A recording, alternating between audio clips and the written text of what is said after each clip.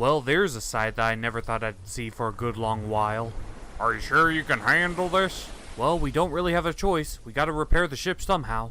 Well, in that case, welcome home, Giant.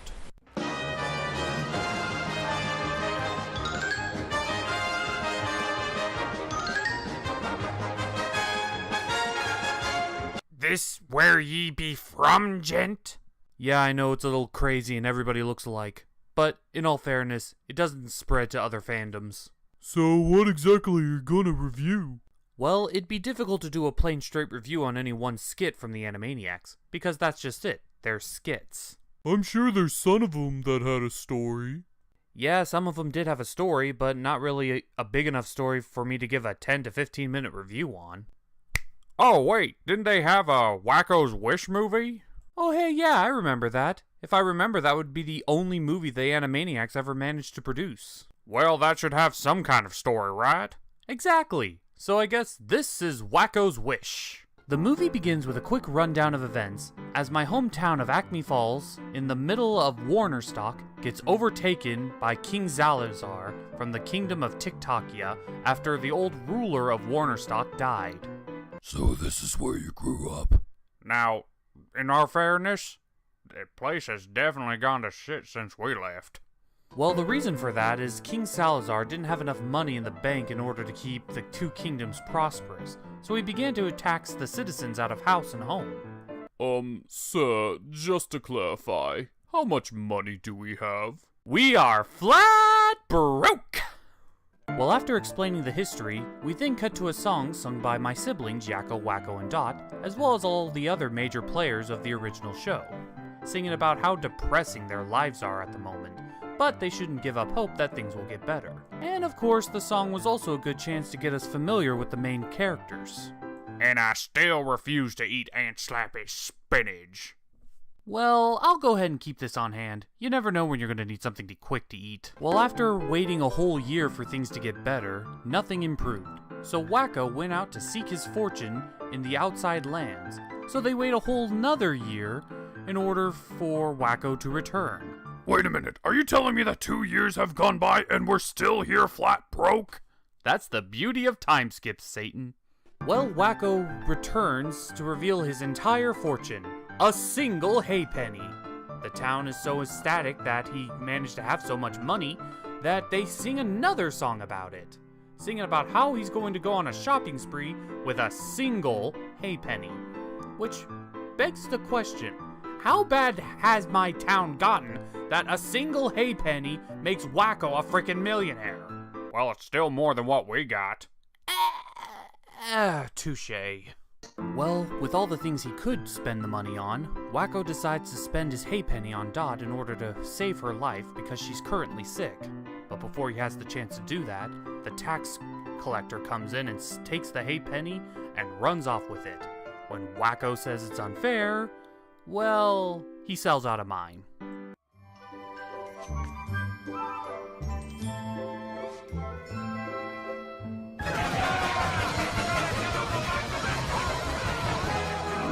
Honestly, that mime really doesn't deserve all the abuse he gets. Still, it's quite funny. Well, with Wakko's halfpenny gone, the town returns to a state of depression.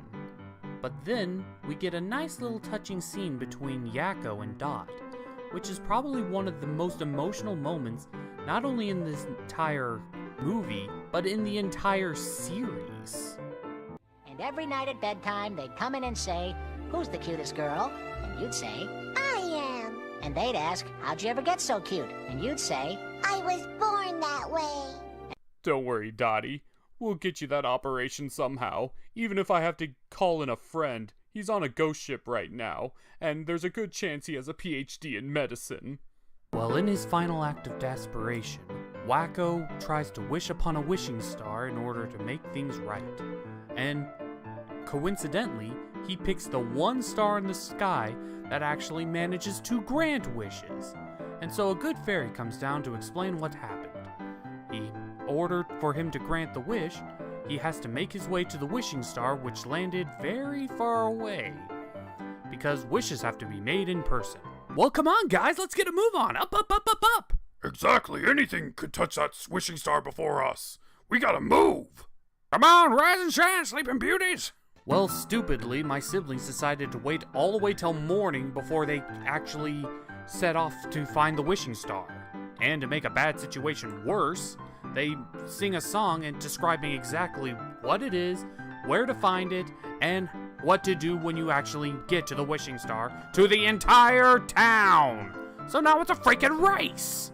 But still, what they sang is a very catchy song. And it's also a good thing that we had the foresight to leave the night before. We got a head start, motherfuckers! That wishing star's as good as ours. Maybe we should have kept this our little secret. Oh, you think?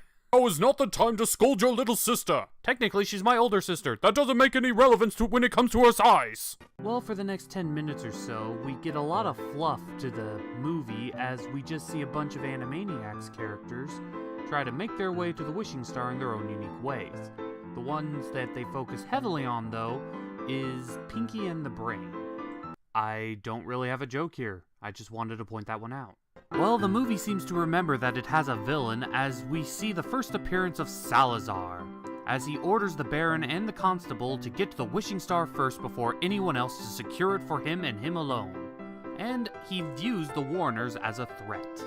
I mean, technically, literally everyone in town is racing to the wishing star, but he's homing in on the Warners specifically, and for good reason. Wait, why should he be afraid of the Warners? Have you not seen what we Warners can do? But yeah, King Salazar isn't messing around when it comes to the Warners. He pretty much tells the Baron to kill the three of them before they even have a chance to get to the wishing star. But no time to worry about that, as we have another song about what they're going to wish for if they get to the wishing star. Did you ever wish that you could have a wish that would come true? I wonder what my wish would be, which I would want to wish. You see, which wish would be the wish for me? Gee whiz, I wish I knew. You know, I know the Animaniacs sang a lot in their day, but this is most of the way through the movie, and nearly 3/4 of it was all sung. Do you have a problem with singing? I don't have a problem with singing. Again, it all depends on the timing. And even though songs are a good way to progress the story, too many songs in an hour-and-a-half long movie can be distracting. Well, personally, I would take the songs over just random padding, which this movie does a lot of. Well, while my brothers and sister are the main stars of the Animaniacs, they also have to focus their attention on all the others, which, again, there's going to be a lot of padding because of it. Well, things turn from 0 to 60 in a matter of seconds as one coincidence after another causes a high-speed chase and turns everything into wacky races, complete with explosions, more explosions, drive-by chases, cannons firing, falling, saving lives, and then it all collides all together, and It was a random series of unfortunate events. Ugh. And more impressively, it's done with very minimal dialogue. It's mostly just the actions of the characters and the animations. And as you can see, they really went all out, even for as good as Animaniacs are. And the granddaddy of it occurs when Wakko starts an avalanche, and everybody gets swept all the way to the wishing star. Wishing star belongs to three. Well, looks like the wish is going to the Warners, and nothing can stop us now. Me, myself, and I. Tell me, sir, do you get tired jinxing us all the time? Well, good old Salad Bar captures all the Animaniacs and puts them in a camp. He tells all the rest of the Animaniacs, including the ones working for him, to get in line, as he's about to execute us Warners. Wait a minute, us Warners? That includes me too! Very good, sir. Okay, Salad Bar, have it your way. But we know secrets about the star that you don't. What? No, you don't. Oh, yes, we do. Oh, right, of course we know secrets, yeah. So we're taken to a makeshift ice palace, where we get treated to classic Animaniacs humor. Us Warners versus our special friend. Children, who taught you how to behave? No one, sir. You see, we're orphans. Buy me a toy, buy me a toy, buy me a toy. Oh, please, Dad, do. Well, when it's clear that the Warner Brothers refuse to talk, Salazar resorts to torture of the worst kind. You know, for a cave of your worst nightmares, this isn't so bad. Yeah, Wakko, all things considered, I love roller coasters. What's so bad about this place? Oh, lady! I know a lady with high heel shoes and socks and pantyhose. Oh, pretty lady! Ah! You make me feel all fun doodle dumb. Won't you be my special friend? Get him away! Get him away! We'll tell you anything. Just don't send us back there, please. Yes, it was like every nightmare I ever had fused into one, cloned itself, fucked the clone, and then made that horror ride! Well, to avoid that excruciating torture, we just give him a bullshit reason, which actually holds some weight. Yeah, but we all know the score. It's just an excuse to fuck with him some more. And I can't wait to fuck with our special friend! Well, Salad Bar proves to be smarter than your average villain, as he orders our execution right away. But Dot performs weapon-grade cuteness on our captors, and he sets us all free! Huh, who'd have guessed working with family would be so effective? Well, Salad Bar finally realizes what he wants to wish for, and that's for us to leave him alone forever. But it's too late for him, as we're already on our way to the wishing star. But then Dot's sickness catches up with her. Come on, guys, we're so close! Well, that was a doozy, as everybody all... Oh no. Dot, can you hear me? Tell me the story. Dot, don't you be playing with us. This isn't funny. Me. And so Mom and Dad took you home, and every night at bedtime, they come in and say, "Who's the cutest girl?" Dot, if this is an act, you gotta tell me. It's the rule. I'm your younger brother. Oh no, this can't be happening. Someone fetch me a tissue. Call me Dottie, and you die. She's dead. Dead? My older little sister? Dead?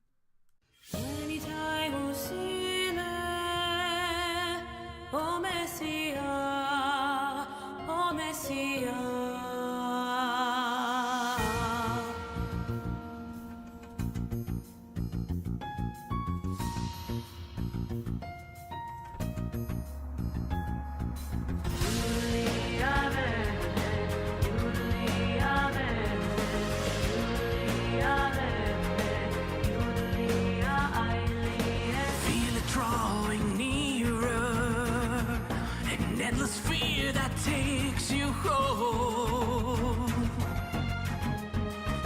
Feel it getting closer, revealing such an evil soul.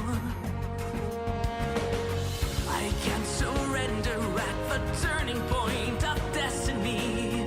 Right now it's do or die. My life is on the line and I will not flee. By my power, oh, it's clear to me. My spirit grows and faces demon. Oh, with burning energy, the day of fate has finally come. Well, during the confusion of Dot's supposed death, Wakko makes a complete beeline for the wishing star and manages to be the first one to touch it. And of course, Dot reveals later she's okay. Not cool, Dot. Well, the rules are set in stone. So because Wakko touched the star first, he got the wish. And what did my incredibly dim-witted little older brother middle child wish for? Not one, but 2 hay pennies. Really? Really? 2 hay pennies? I expect nothing less from him. Well, in true Warner fashion, everything prospered in the end. For Wakko's 2 hay pennies got transferred all over town. Dot got her surgery that she needed, Dr. Scratch and Sniff got the elixir he required, and everybody seemed to prosper. Indeed, it was a happy ending to us all. Heck, even we prospered. We got our ship fixed, so now we can go sail to the other fandoms again. And the true icing on the cake here is... the Vintage Kings isn't just the title that I gave myself. I always knew I had some sort of royal ancestry. And the funny thing is, I have a friend online that actually helped me come up with the title. And if you don't believe me, here's some screenshots. Well, it all ends with a quick spin of the Wheel of Morality, giving us an actual life morality lesson of never give up hope, and eventually good things will come your way. And that was the Animaniacs' first, last, and only movie, Wakko's Wish. And I gotta say, it just felt like a very long episode. Admittedly that there was a lot of fluff, and of course the songs, while entertaining and progressed the story, they were just all over the place. I mean, couldn't anyone just simply talk? And of course King Salad Bar just kept on coming in and out, in and out, in and out. It just felt weird. And trying to juggle each one of these characters, their stories, their personalities, as well as what their skit represents, was definitely a challenge for anyone, let alone one movie. But when this movie nails it, it fucking nails it. Any scene with the Warners themselves just feels like an experience, especially when they weren't actually telling jokes, when they were just sitting down and talking with each other, developing their characters. And even though all the other characters that weren't the Warners' interactions did feel like fluff, it didn't feel like bad fluff. And it was genuinely entertaining. So overall, Wakko's Wish really wasn't anything groundbreaking for the Animaniacs. However, it just felt like one long episode. Except for the parts with Yakko and Dot. Any scene with those two specifically that weren't joking around were really awesome to watch. So I would give this a pass just because. So with that being said, we're the Cartoon Gentlemen, organizers of chaos, and now officially Vintage Kings.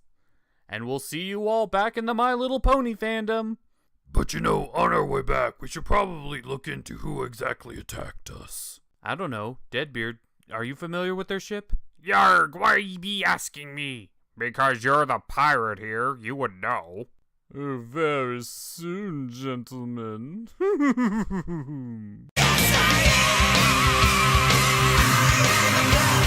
Gentlemen.